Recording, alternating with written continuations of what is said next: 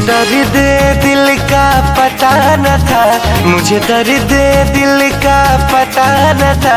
और प्रेम का रोग लगा दिया, और प्रेम का रोग लगा दिया। ओ मुझे दर्द दिल का पता न था, मुझे दर्द दिल का पता न था।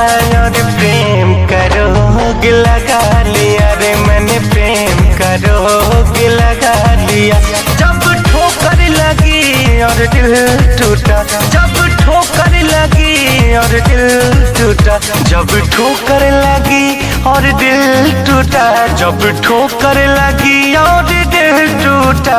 फिर सोचा है हमने ये क्या किया, फिर सोचा है हमने ये क्या किया रे मैंने, प्रेम का रोग लगा दिया।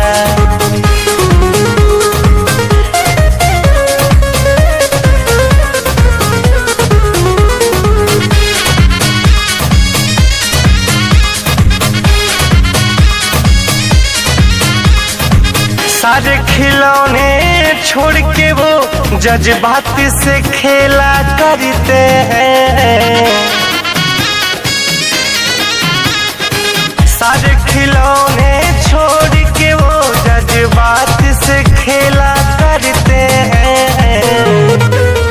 जब तक जी चाहा खेला फिर, जब तक जी चाहा खेला फिर। जी भर गया तो भुला दिया, जी भर गया तो भुला दिया रे मैंने, प्रेम का रोग लगा लिया।